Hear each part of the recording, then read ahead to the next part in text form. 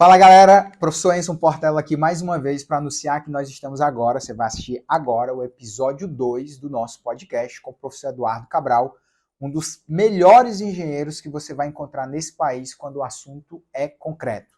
Dosagem, como é que concreta na água, você sabe quais são os cuidados ali que tem que ter na hora que você está fazendo a concretagem na água?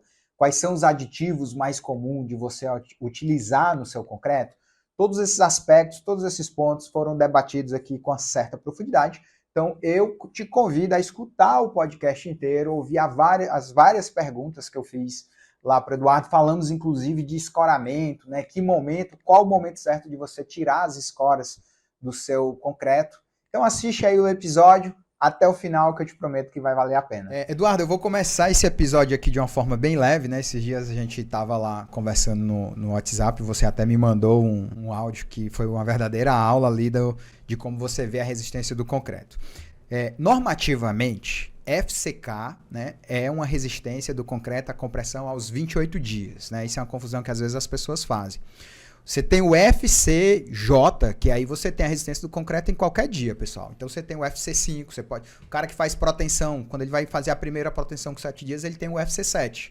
Qualquer coisa que não seja nos 28 dias, a rigor não é FCK. FCK, por definição, é resistência aos 28 dias. E eu tava lá com problema, porque era aquele prédio lá que eu te falei de parede de concreto, né? Que o cara tava querendo atingir o FCK dele aos 14 dias. E ele veio me interrogar se mesmo ele atingindo a resistência aos 14 dias, ele ainda assim continuaria obrigado a fazer o ensaio aos 28 dias. No caso, eu entendia que não, né? Você teve ali um entendimento parecido. Mas eu peço aí para você, né, de uma forma, como eu já falei, bem leve, explicar aí um pouco do FCK, da dinâmica do FCK. Realmente só vale aos 28 dias ou o cara já atingiu a resistência aos 14 dias, já vale, digamos assim, legalmente já valeria como prova documental de que realmente já deu a resistência especificada no concreto. E uma coisa que você falou que eu nunca tinha me atentado a isso, e eu tenho certeza que é a realidade de muita gente que nos escuta, né, principalmente o pessoal aí de projeto de casas de alto padrão e tal, que a gente tem muita gente que segue a gente nesse sentido, que vem dessa indústria, o que é lá a amostragem completa e a amostragem que você faz por betoneira estacionada. Então, na verdade, é uma pergunta em duas, né? O cara faz FCK, realmente 14 dias deu, tá tudo ok, e a diferença desse tipo de amostragem? Bom, primeira parte do FCK, né? O FCK é uma resistência que eu estimo que 95% do meu concreto vai dar. Quando a gente vai fazer lá a dosagem, né? A gente tem uma curva de Gauss. E aí, como eu não sei a resistência do concreto que eu vou produzir, eu digo um valor. É o valor que você usa no dimensionamento lá dos seus prédios. Você pega as classes de agressividade e coloca lá um valor de FCK. Perfeito. Né? Então, você não conhece aquele concreto ainda.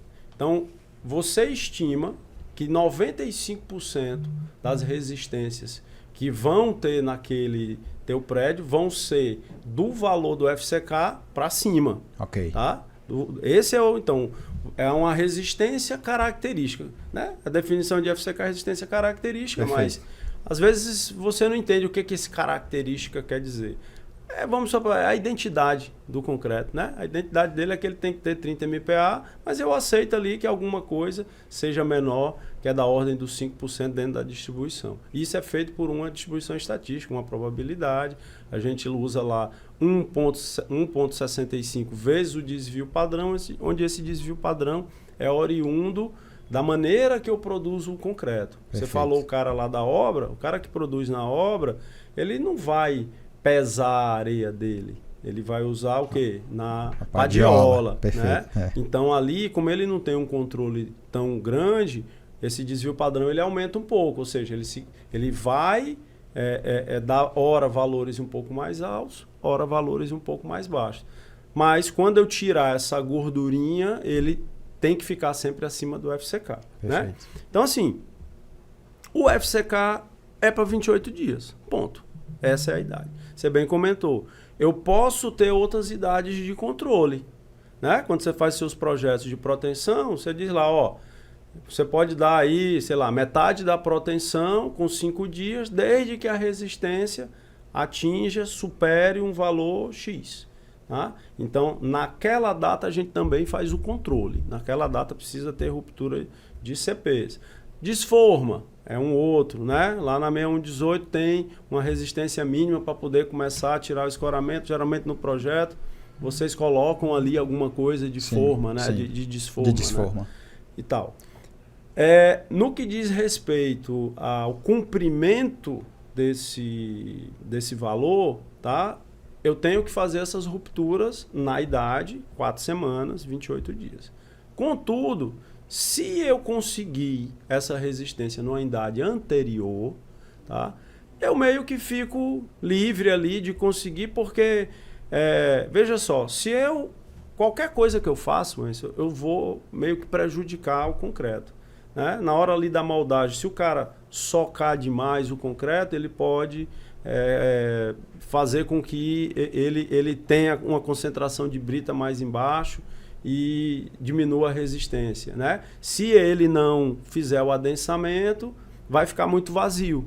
E aí diminui a resistência. Perfeito, né? Perfeito. Qualquer coisa que você vai fazer, a gente vai punir o concreto ali. Então, se eu já conseguir lá atrás, né, aos 14 dias, como foi esse exemplo, um valor de resistência que supera o meu FCK esperado, eu posso considerar que aquele valor, aos 28 dias, ele está, digamos assim, equacionado, já está feito. Só uma curiosidade, a gente está com um projeto aqui na mesa, né, em cima de um projeto aqui, e uma coisa que eu sempre observo, que eu sempre ensino para todo mundo, né, o FCK especificado em projeto é sempre uma inequação.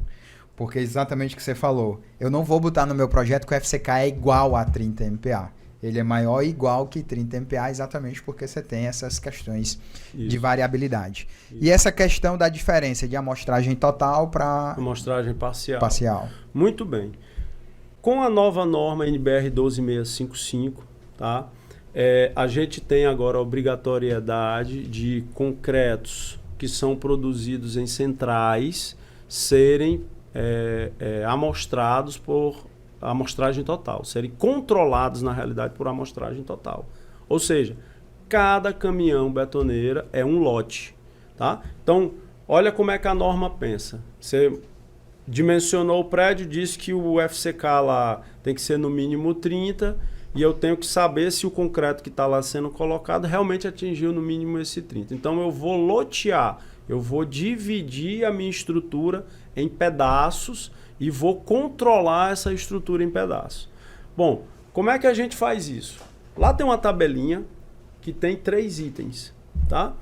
Primeiro, em função do volume pelo tipo de peça. Então, para peças que estão comprimidas ou peças flexocomprimidas, típico de peças em proteção, pilar, né? Pilar em proteção, o volume máximo de um lote é 50 metros cúbicos. Tá? Tem que estar, se não for, vai para 100 metros cúbicos.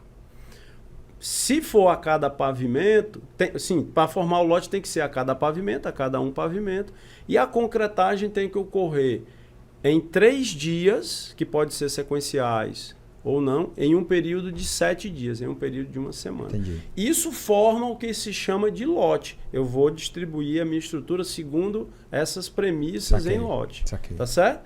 Bom, só que... Só um esclarecimento. Então, cada pavimento sempre vai ter lote. Sempre vai ter lote. Independente das 50 metros cúbicos ou não, sempre vai ter lote. Beleza. Eu tenho que ter essa premissa. Se eu mudei de pavimento, eu mudo o lote. Fechou.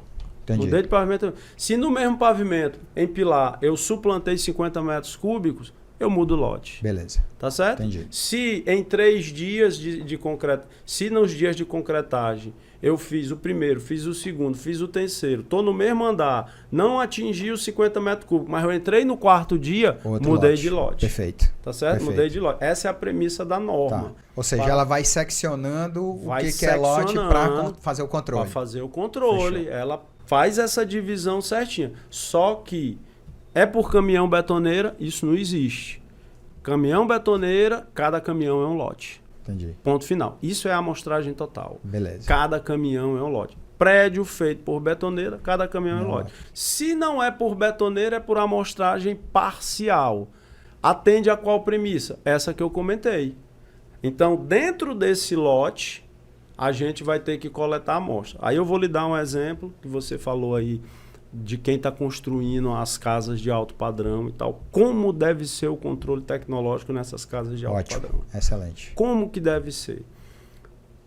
A cada 3 dias, tendo-se concreto, a cada 3 dias, molda-se CPs de manhã e molda-se CPs à tarde. Beleza. Moldo de manhã, moldo à tarde, primeiro dia. Isso o cara fazendo concreto na obra. Na né? obra, tá. Fazendo concreto na obra.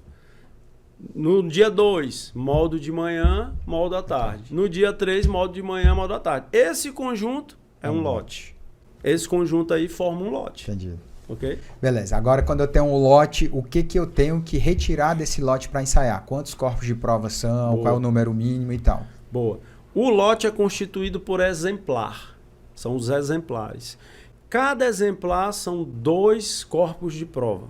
2 CPs moldados no mesmo ato, pelo mesmo operador. Beleza. Da mesma betonada. Entendi. Tá? Então, isso é o exemplar. O exemplar mínimo são 6. O que significa que são no mínimo 12 CPs. Entendi. Aí é onde entra os 3 que eu falei. Por que são 3? Um de manhã, um de tarde. 2, no segundo dia, 2, forma 6. 6 vezes 2, 12. Então, nesse caso, o mínimo, pelo menos, 12 CPs. Entendi. Tá? Excelente. E isso aí, dentro de um grupo que a gente chama Grupo 1. O Grupo 1 é até 50 MPa. Se alguém estiver fazendo alguma casa maior que seja de 50 MPa para cima, que eu não acredito que vai ser de betoneira, porque a gente sabe da dificuldade, é difícil, aí ele tem que dobrar o número de CP, tem que ir para 12.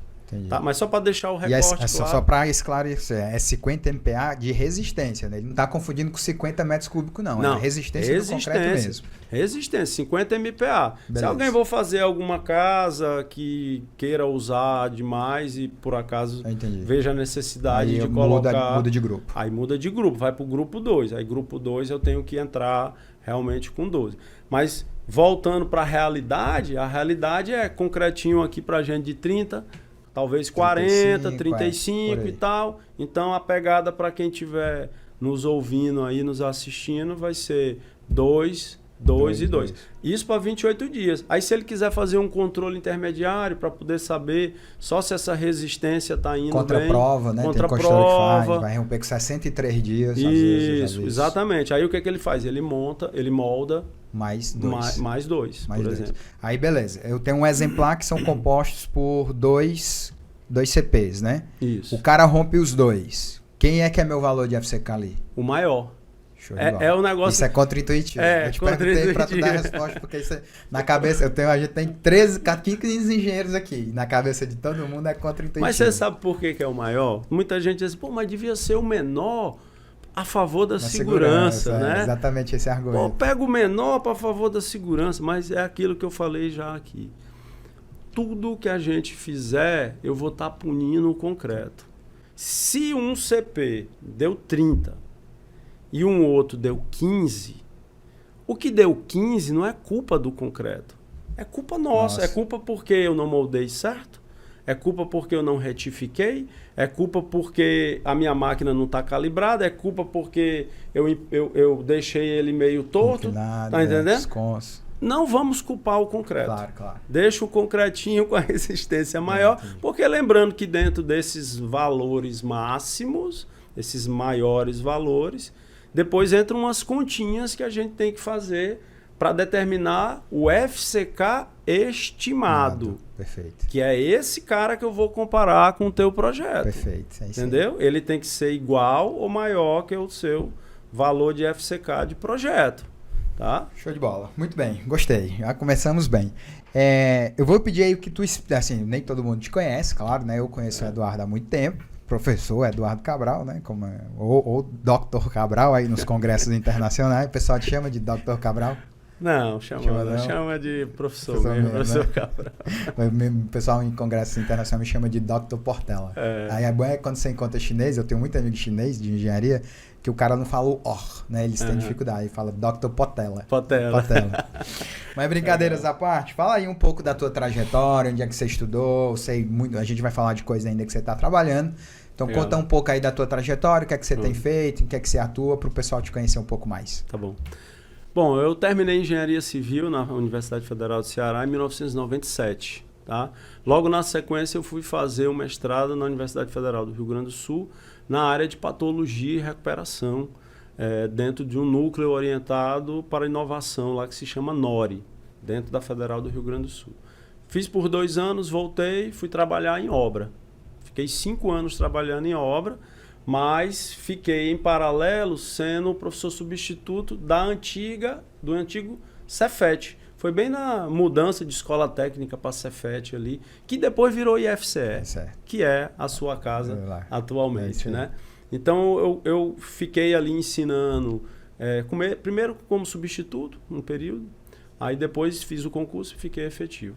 Tive a oportunidade de fazer o doutorado, aí fiz lá em São Carlos, na ESC, na Escola de Engenharia de São Carlos, e fiz um estágio de sanduíche na Universidade Tecnológica de Sydney, na Austrália. Um tempo maravilhoso.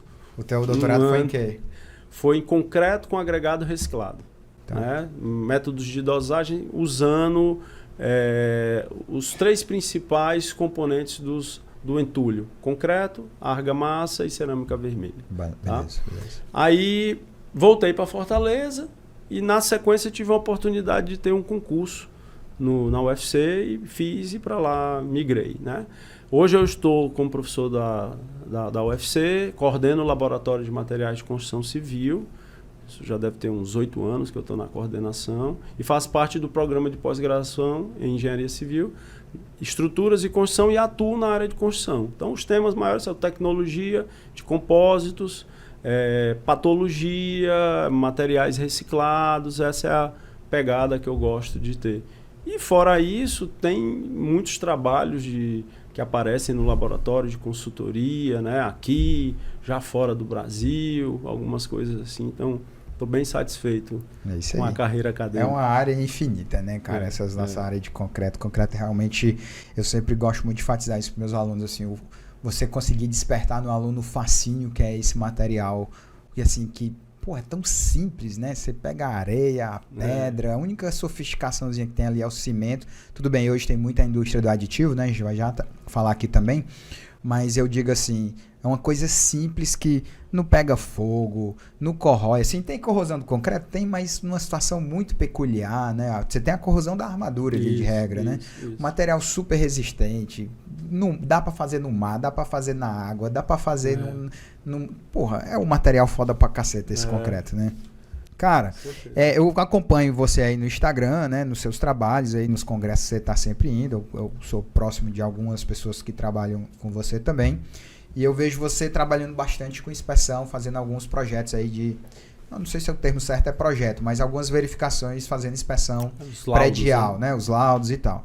Eu vi um vídeo seu, inclusive é bem recente, você mostrando uma modelagem vetorizada que vocês fizeram lá, né, de um trecho lá de uma edificação. Então eu pediria que você falasse um pouco mais dessa abordagem, né, o que quer dizer efetivamente uma modelagem vetorizada de uma estrutura que já existe. Se puder dar exemplo e dissertar um pouco mais sobre o que é que você tem visto aí de novas tecnologias que estão aparecendo nessa área de inspeção. Eu trabalhei uma parte do meu doutorado com inspeção, mas até mais voltada para instrumentação propriamente, né? Colagem de sensor e leitura dos dados. Enfim, vi até que você está digitalizando lá o Aquário do Ceará, né? Uma obra que ficou parada aí, está parada há muito tempo. Então fala um pouco mais dessa área de inspeção, de inspeção de estruturas de concreto, né? Nosso mote aqui é concreto. Isso. O que é que você está vendo aí e está usando de novas tecnologias? Perfeito. Vê só, como é que a gente fazia antes os laudos? Antes era um relatório fotográfico, você ia na edificação, né? Registrava muito por fotografia, né? Fazia apontamentos em cadernos, enfim, né? Mais recentemente usava lá um microfone e tal. E isso era muita coisa e você se perdia muito. Depois você ia analisar aquilo. E fora isso tinha os ensaios não destrutivos que eram realizados e tudo. Então era uma bagagem muito grande e tal. E aí, mais recentemente, eu conheci... o BIM não é novidade pra gente, né? O BIM veio aí como uma ferramenta e tal. E mais recentemente eu fui num evento e eu descobri alguns equipamentos que fazem essa digitalização, os laser scanners, que tem uma precisão muito boa, precisão aí milimétrica, né? Uma precisão muito boa e uma qualidade. Esse laser, basicamente o que ele faz? Ele joga lá um raio laser e ele consegue capturar aquela imagem, né, da edificação. Então, você... Mas isso é tipo um drone ou é tipo um canhãozinho que você tem de miragem? Existem que você pode se movimentar, você praticamente segura na mão e ele fica rodando e captando. Essa é a minha experiência com ele, não trouxe um resultado tão bom. Né? O fato da movimentação, eu acho que ele deturpa, ele não consegue. Mas existe esse talvez algo mais empírico quando você não quer um grau de precisão como a gente necessita. Tá? Mas o que a gente faz é estacionário. Tá? É um laser scanner da Leica, no nosso caso. Você põe o equipamento lá, ele faz esse mapeamento, e aí no computador você une essas imagens e depois vai vetorizar. Ou seja, você vai colocar ali dimensão, né? Você vai fazer ali a colocação dos teus pontos, as distâncias e tudo. Ele consegue fazer essa vetorização e você consegue utilizar a ferramenta BIM, já ele vetorizado. E esse levantamento que ele faz é fotográfico? Tipo assim, se eu consigo dar um zoom e ver, por exemplo, a textura, a fissura, consegue, esse tipo de coisa. Consegue. Você no levantamento, você pode usar a imagem, que é como a gente faz, a gente usa a imagem, mas você cria a nuvem de pontos. Tá. E aí a vetorização, ela está dentro da nuvem de pontos, que depois casa, né, com a imagem. Claro. Né? E aí, para você ter os dados de dimensão, eu não preciso vetorizar. Desculpa, para poder fazer a dimensão, eu preciso vetorizar. Mas se eu quiser só ter a imagem e olhar se tem uma mancha, se tem uma corrosão, eu não preciso vetorizar. Né? O cara faz o levantamento e depois você vai lá e dá um zoom, olha e tal. Ou seja, em vez de fazer aquele trabalho que está ali no manual, você está lá no computador, numa tela maior, mais confortável, claro, né? Fazendo essa... Eu vou te dar um exemplo de coisas que aconteciam. Por exemplo, pouca gente se liga nisso. Uma coisa até curiosa, pessoal. Por exemplo, pontes ferroviárias, normalmente, é comum ponte ferroviária estar no meio do nada. No meio do nada mesmo. Uma vez a gente foi fazer um trabalho numa ponte lá no interior do Piauí, que não chegava carro.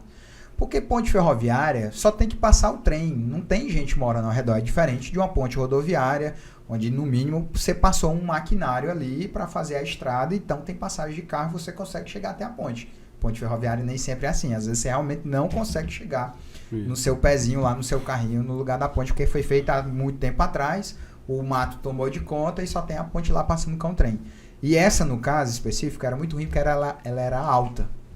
Então, ou você levava um andaime, ou um andaimezinho, ou parava lá o trem, interrompia a via, para você chegar com o equipamentozinho para vir uma patinha de retroescavadeira por baixo para você conseguir fazer o levantamento. E uma situação dessa aí é muito boa, né? Porque você bota o canhãozinho lá, pô, não tem que fazer nada, equipamento que, imagino eu, não é uma coisa tão grande, uma pessoa consegue carregar consegue tranquilamente. É um microfonezinho desse aqui, um pouco maior, com tripé, acabou. Show de bola. Coisinha desse tipo, que aí ele fica ali jogando. E você perguntou do drone, no drone dá para fazer isso também, entendeu? Lembra que eu te falei que tem um manual que você fica andando, você consegue fazer também, entendeu? Tem que ser até onde, eu acho que, se não me falha a memória, 2 quilômetros, alguma coisa assim, ele consegue que capturar. Ele consegue bater o ponto muita coisa. Algo desse tipo, tá? Muita coisa. Mas, enfim, a gente faz o levantamento e aí no computador você consegue ver e aí consegue fazer a descrição das manifestações patológicas, né? Um caso específico que a gente fez, a gente queria quantificar, né, o dano. Aí nesse caso, o que foi que a gente fez? A gente vetorizou. Quando vetoriza, aí eu sei exatamente qual é a dimensão daquele dano. Então, se eu tenho, por exemplo, um rasgo na parede, né, que foi feito. Um dos exemplos foi uma edificação que tinha sofrido um vandalismo, né? Tinha sido quebrado várias coisas lá dentro. E aí se queria quantificar para se fazer um orçamento. Então, em vez de ficar lá dentro, em um dia se fez o levantamento, vetorizou-se, e aí começou a tirar esses quantitativos. Quanto foi o dano em forro?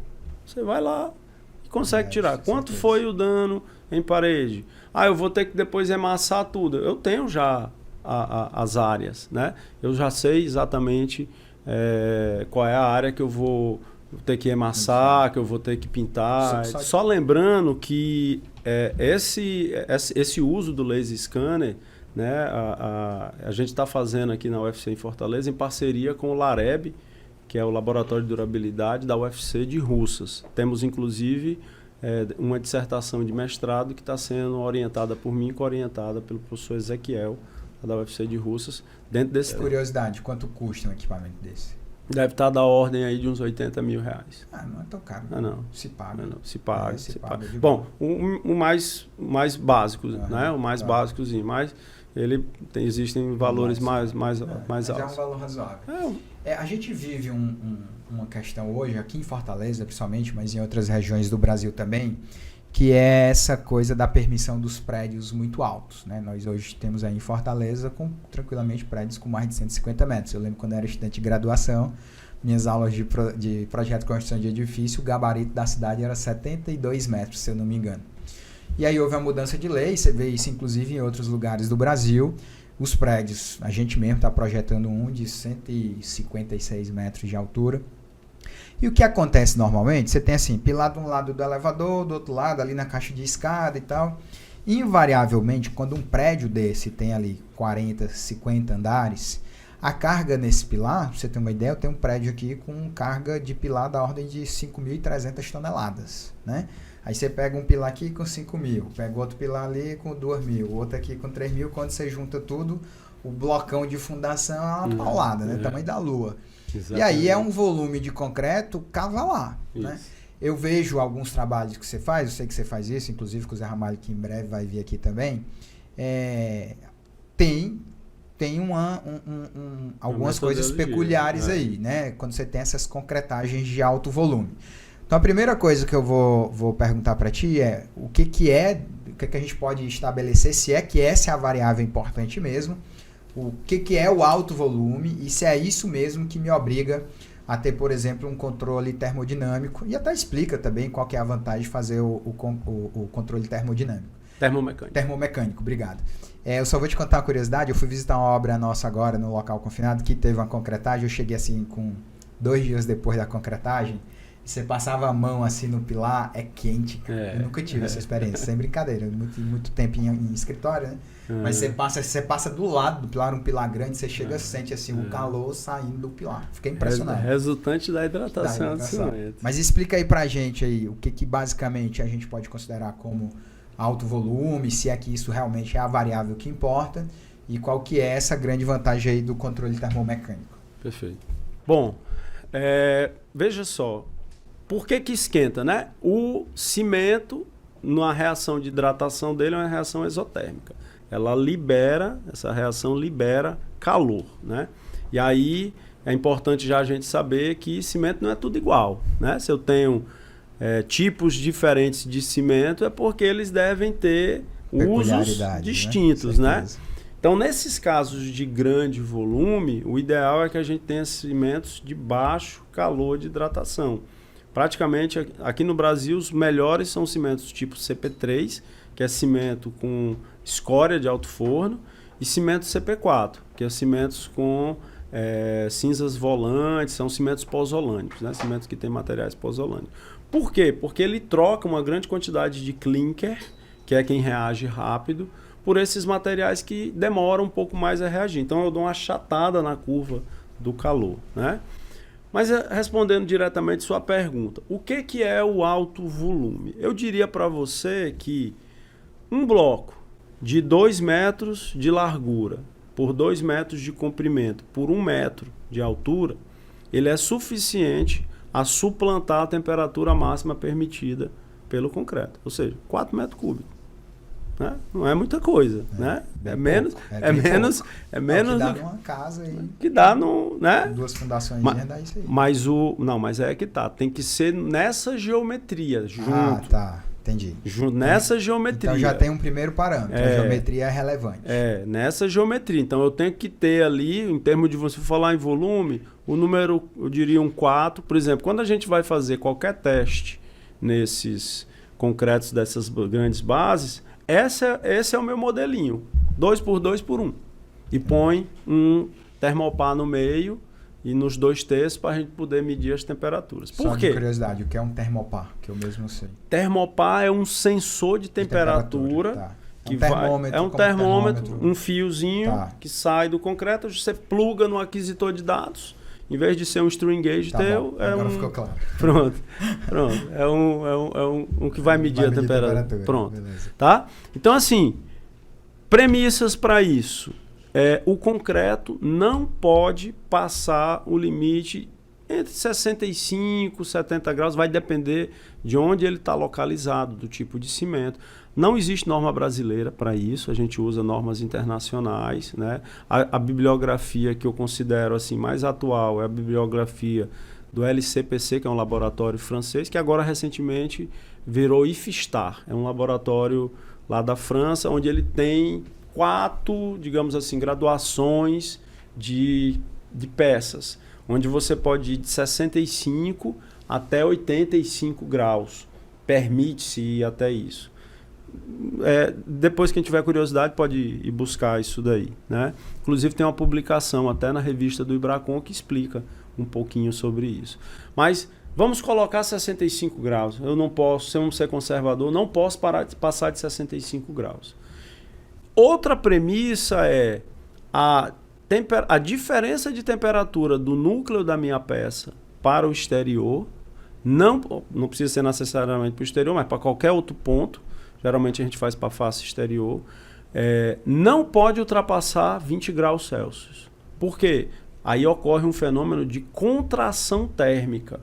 Uma parte está quente, a outra parte está fria. A parte fria está resfriando ali, né? Tá se contraindo, e a parte quente está aquecida ou está aquecendo, está se expandindo, né? E aí isso vai gerar uma fissura. Eu já vi fissuras que seccionam peças. Já vi fissuras que seccionam e elas são... Então, a diferença de temperatura é um item importante, além da temperatura máxima, que é um item importante. Então, quando a gente tiver volumes que... Peças, não é nem volumes, peças que tenham essas dimensões, né? Eu diria que é 2 por 2 por 1. Eduardo, se eu tiver 2 por 2 por meio, dá beleza. Por quê? Porque eu tenho muito ali... O concreto consegue dissipar esse calor, tá? Não consegue esquentar tanto. O concreto é um péssimo condutor de calor. Sim. É por isso que ele acumula ali no centro, né? Então, para evitar essa diferença de temperatura de 20 graus, para evitar o aumento de temperatura que suplante 65 graus, a gente faz esse estudo, que é um estudo termo, que é para saber qual é a temperatura de pico, e mecânico, que é porque eu preciso, esses aquecimentos e resfriamentos, a gente consegue determinar tensões. E aí o modelinho, a gente imita um pouquinho vocês lá, você aqui da área de dimensionamento, a gente usa o método de elementos finitos, né? Distância entre nós ali, para diminuir esforço computacional, vai ficar da ordem aí de uns 40 centímetros. Né? Não é tão pequeno, mas não é tão grande assim. Só de referência aí, o espaçamento da malha que a gente usa, por exemplo, na grelha é 35 centímetros. É um espaçamento padrão. Um espaçamento padrão, né? Então a gente usa essa modelagem e determina ali quais são os pontos que vai ter esse aquecimento e os pontos onde vai... E a evolução das tensões. Porque se eu determinar algum ponto que essas tensões impostas pelas contrações, elas suplantem as tensões resistentes, essas tensões das contrações são as tensões solicitantes, dado lá pelo concreto. Se ele supera a tensão resistente do concreto, que é dado pela evolução de resistência, do ganho de resistência, eu vou ter uma fissura ali. entendeu? Aí nesse ponto a gente precisa alertar, ó, ali vai ter uma fissura, bote uma armadurazinha mínima para combater aquilo ali, senão tua peça vai comprometer. Não é que vai comprometer, a gente tem que garantir durabilidade. Garantir durabilidade, eu não quero que fissure para não entrar um agente agressivo. Então isso é feito pelo método dos elementos finitos, onde a gente faz essas modelagens e consegue verificar se eu posso concretar a viga toda, se eu tenho que concretar a peça toda, ou metade da peça, qual é a temperatura de lançamento. Esses dias eu vi tu numa concretagem de uma viga de transição que era uma paulada, né? Foi num prédio daqui de Fortaleza. Lembra o tamanho dela, não? Lembro. Na realidade teve 2 cases aqui. Uma era do BS Flower, que era uma viga de transição que pegava metade do prédio. Tinha 33 metros de comprimento, tinha 3 metros de largura por 2,5 de altura. Nossa. E tinha que ser concretada de uma única vez. 293 metros cúbicos. Numa pancada, one shot, de uma vez só. E a gente fez o estudo termomecânico, dissemos qual era a temperatura de lançamento, aí a concreteira não conseguia atingir com aquele consumo. E aí nós fizemos uma revisão do traço para reduzir o consumo para poder chegar na temperatura de lançamento. Porque chega em alguns casos, Enzo, que se você trocar... O que é esse lance da temperatura de lançamento? Eu tenho que reduzir a temperatura do concreto para poder colocá-lo dentro da forma. Claro. A maneira mais usual, mais simples que se faz é tirar a água de amassamento e troca-se por gelo. Eu troco a água de amassamento por gelo, tá? Só que existem alguns casos que a demanda é tão grande que se eu trocar toda a água de amassamento por gelo, eu ainda não atinjo a temperatura mínima que eu quero. Nossa. Aí eu preciso entrar com outras metodologias, como por exemplo, rever traço, né? Reduzir consumo e tal. A primeira era essa do BS Flow. A segunda era as vigas de transição do DC360. Uma obra ali da Beira-Mar. Esse era um conjunto de vigas de vigas interligadas, que o volume total era 1.500 metros cúbicos. E aí nós dividimos em 3 fases. E existem algumas peculiaridades, porque você conhece muito bem proteção, que a depender do nível de proteção que se tiver ali, da altura desses cabos, eu não posso concretar até um determinado nível. Perfeito. E depois subir. Eu tenho que concretar tudo. Isso. Né? Isso. Senão, cisalha ali, né? A gente tem receio. Não dá para pretender, né? Se você não tiver concessão, seria complicado isso. Isso. Então, fica o desafio, geralmente, vocês, calculistas, impõem para a gente, precisa concretar tudo. E às vezes a altura das cordoalhas estão 1 metro, 1 metro e pouco. E aí a gente precisa buscar outros mecanismos, né? De fazer com que possa baixar essa temperatura. Então, o estudo termomecânico é basicamente isso daí. Show de bola. Incrível. Eu gosto muito disso. Acho muito fascinante, porque é até um tanto fora da nossa realidade. A gente está acostumado, mesmo fazendo obra, mas assim, as nossas obras são obras grandes, normalmente tem, via de regra, um controle tecnológico, mas é sempre bom ter esse nível de conhecimento aí dessas coisas que acontecem. Eu, por exemplo, fui criado na crença de que tem muito mais a ver com volume, não necessariamente ao volume. Inclusive, aprendi isso contigo lá atrás, de que tem toda essa questão da geometria que importa muito. Ainda nessa toada aí de prédios grandes que a gente, né, passa por essa fase, né, entrou nessa fase dos prédios altos e tal, de pagar outorga, os prédios serem super altos. E obviamente que a gente começa a cair em casos de uma necessidade de utilização de concretos com FCKs maiores, né? A gente até teve uma obra agora que deu muito pilar, a armadura do pilar, um prédio alto, e a armadura do pilar deu muita luva. O uso de luva porque não dava para usar a emenda por traspasse no pilar, porque começou a dar uma taxa muito alta e aí teve que partir para a luva. Sim. Só que a emenda pela luva, ela é muito mais cara do que uma emenda por traspasse.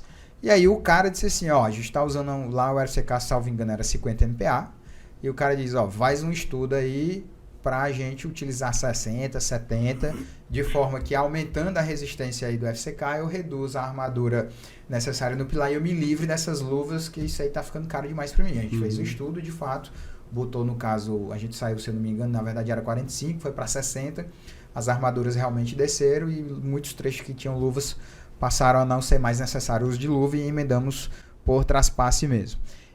E aí, obviamente, a gente começa a adentrar essa área dos concretos que tem ali 60, 70, 80 MPAs, como está ficando até no certo sentido, eu diria que é comum, né? Não é rotineiro ainda, mas está ficando comum.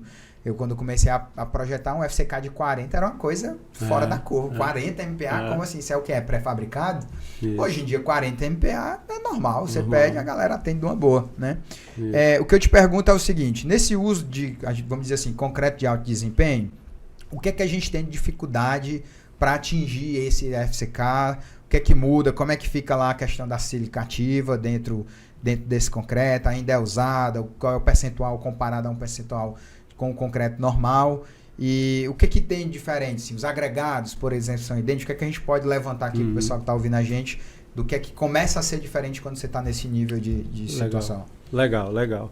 Olha, por incrível que pareça, todos os materiais são iguais. Os mesmos. À exceção do aditivo, que é o grande tchan aí, né? O que acontece? Houve uma evolução absurda na parte de polímeros voltados à construção civil, né?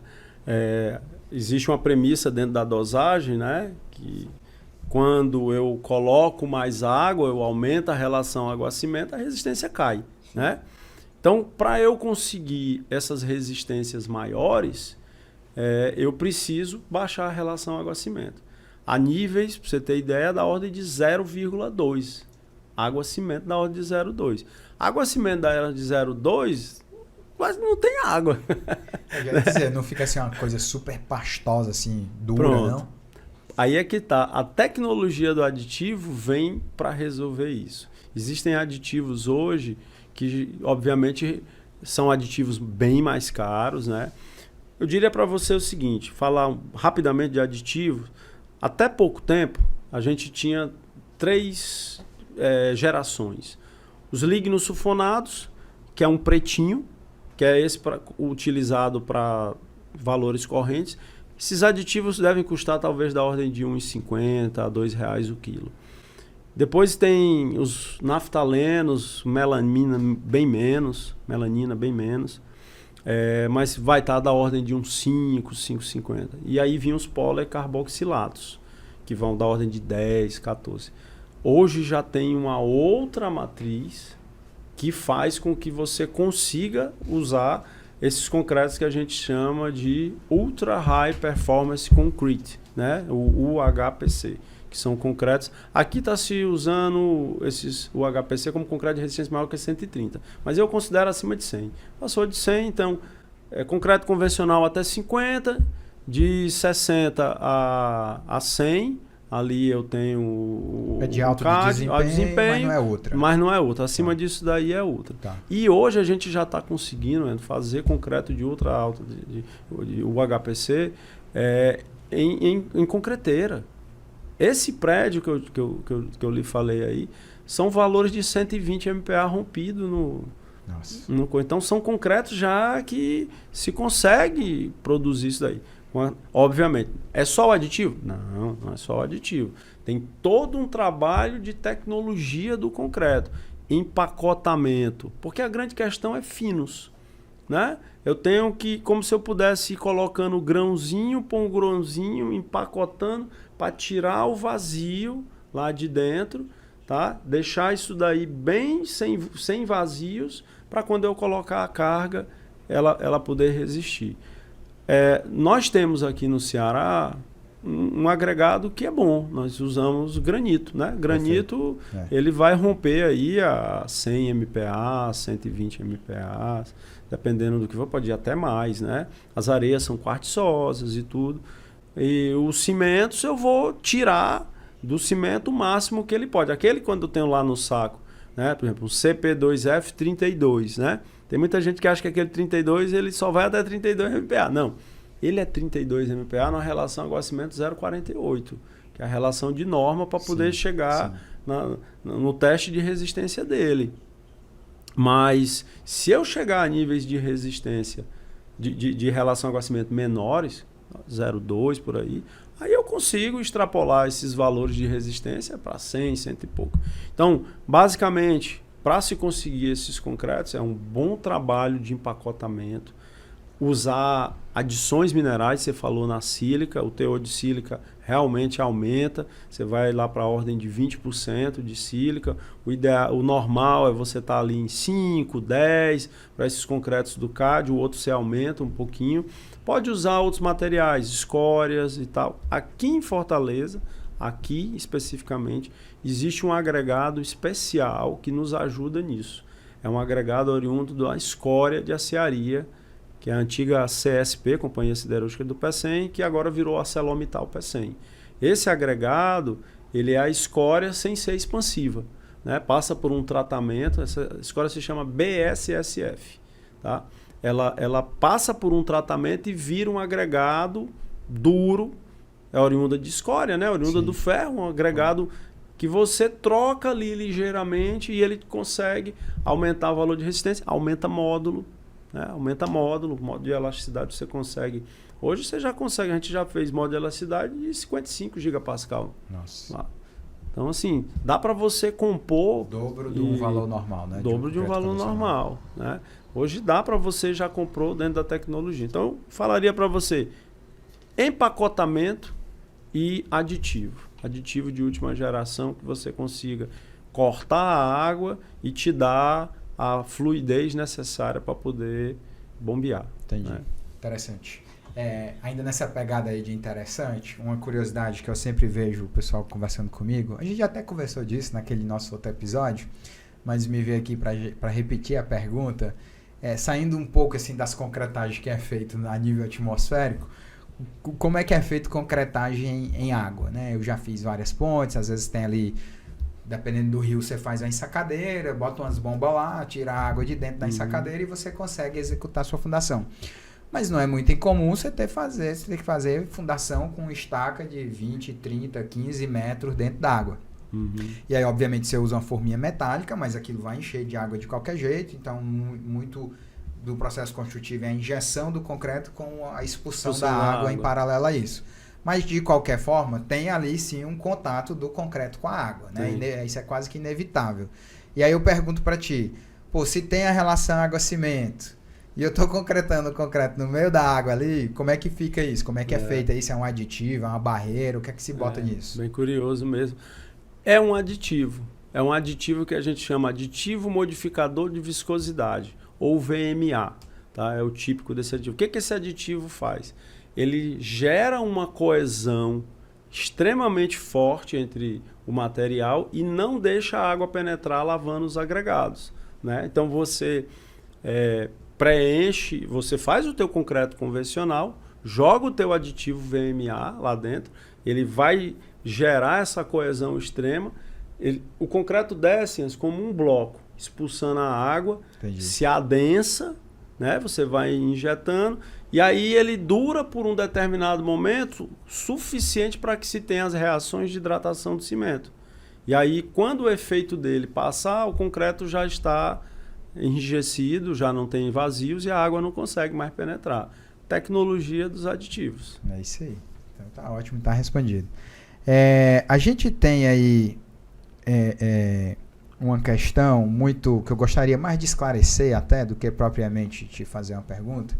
Eu recebo muita pergunta, cara, de engenheiro de obra que diz assim, a laje deu a resistência lá, deu a FCK, eu posso tirar o escoramento? Eu gostaria só de aproveitar aqui esse espaço e dar uma pequena explicação que é a seguinte. Em estruturas verticais, pessoal, quando você tem uma estrutura vertical, a escória e a reescória, ela não tem a ver somente com a resistência do concreto, porque você tem que entender que o cara vai agora na estrutura vertical concretar o pavimento de cima, ele vai assoalhar o pavimento de cima. Na hora que ele bota o assoalho, ele precisa de linhas de escora. Essa escora está apoiando na laje de baixo. Por mais que a laje de baixo tenha dado 100% da resistência dela, ela não foi dimensionada para suportar o peso próprio dela e mais a carga do peso próprio da laje de cima com a sobrecarga de trabalho da laje de cima.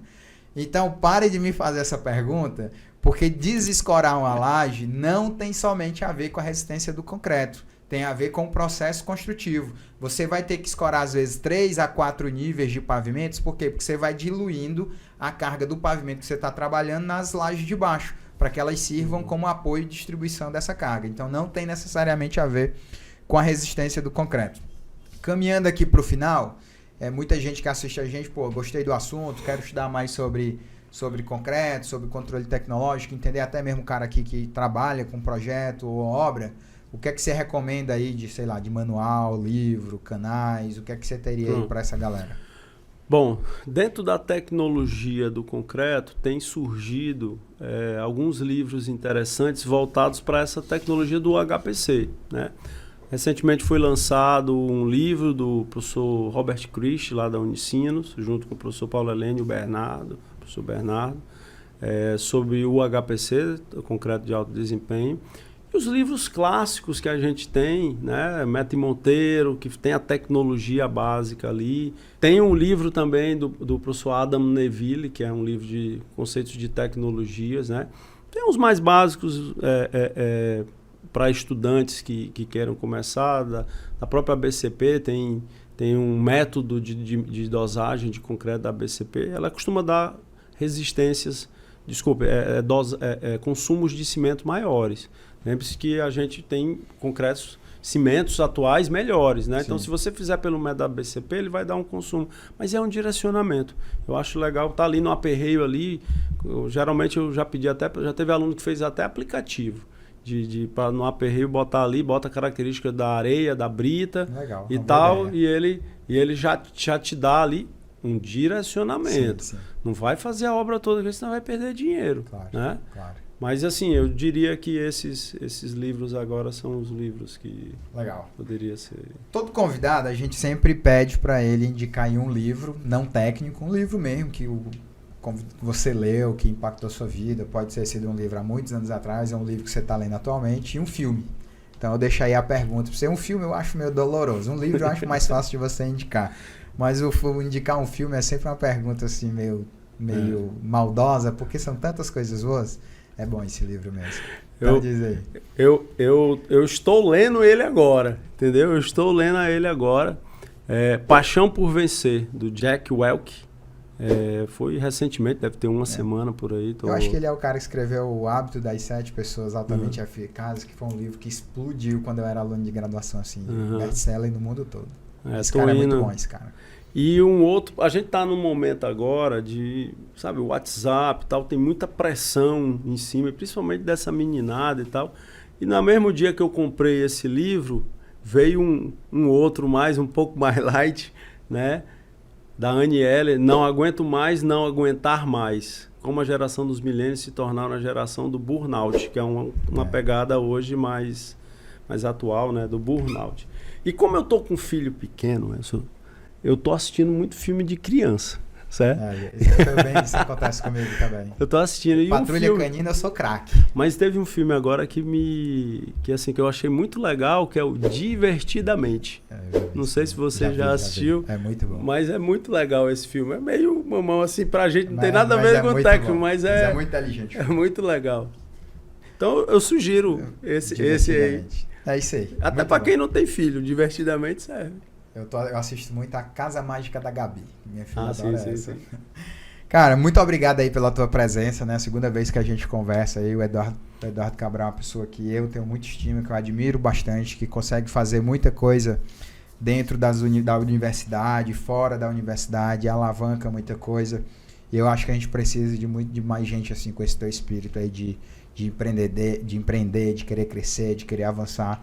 Eu sou super defensor desse viés aí de você conseguir casar projetos de pesquisa, viabilizar a pós-graduação dos alunos, né, o mestrado e tal, e ao mesmo tempo manter o cara ali meio que cambaleando entre o acadêmico e o mercado, que é uma coisa que eu acho muito legal que você consegue fazer, outros professores conseguem fazer, né? Daqui a pouco a gente estava falando meu orientador de doutorado que também faz uma parada dessa, e eu defendo demais essa galera que mesmo sendo um professor não aceita só a condição de professor e usa isso para ajudar muita gente e construir conhecimento, que essa é a verdade, né? Eu lembro de uma frase muito bonita que eu ouvi na graduação do Evandro, né, que é seu colega de departamento, um dos meus grandes professores de vida, de engenharia de estruturas, e ele dizia assim, tudo que a gente faz é um tijolinho na parede, o conhecimento é uma parede, e todo dia a gente estuda um pouquinho para tentar botar um tijolinho lá e ajudar a construir essa parede. E o seu tijolinho, ele sempre vai em cima do tijolinho que alguém já pôs lá. que é bem ali aquela frase lá, se eu não me engano, não sei se era do Newton, não sei, lembro de quem era agora, que dizia que se eu conseguir chegar em lugares tão longe foi que eu me apoiei em ombros de gigantes, né? Sim. Então, a minha defesa aí pra galera que tem esse seu espírito, e você tem esse espírito de empreender.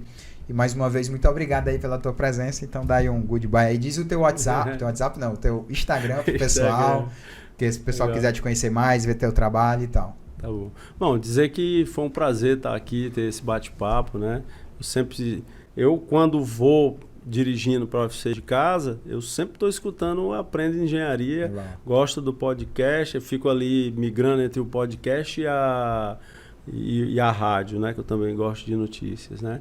E assim, me sinto bem confortável, sabe? Eu gosto muito dessa condição de fazer a extensão, né? De tentar, sempre que a gente estava conversando aqui um pouquinho antes, eu acho que não dá para a gente ficar só ali dentro dos muros da universidade, olhando apenas o ensino. Eu tenho que olhar lá fora qual é a demanda para poder preparar o aluno. É isso aí. Porque o aluno vai dar uma passada por ali, 5 anos depois ele está lá fora, senão eu não consigo preparar o meu aluno bem. Perfeito. Eu preciso olhar para o que está aparecendo lá fora. E é uma coisa que eu gosto, eu não sei se... Porque eu tive picadinho lá devido à obra, né? Fui engenheiro de obra, é a construção civil, que é bem dinâmica esse ramo que a gente... É verdade. Eu gosto demais. Bom, o Instagram é prof.eduardo.cabral, tá? Perfeito. Tem algumas coisas que eu coloco lá do dia a dia, o que a gente faz na universidade, fora dela. Bom, agradeço mais uma vez o convite. Valeu, Eduardo. Muito obrigado.